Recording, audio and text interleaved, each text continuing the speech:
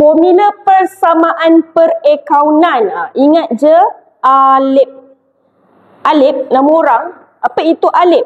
Alip bersamaan aset sama dengan liability tambah equity pemilik.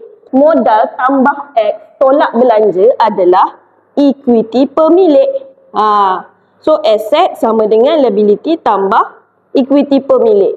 Okey, cumanya equity pemilik tu dia pecah kepada dua. Okey, dia pecah kepada dua, iaitu modal dan juga untung bersih. Untung bersih yang mana? Yang ini, X dengan belanja.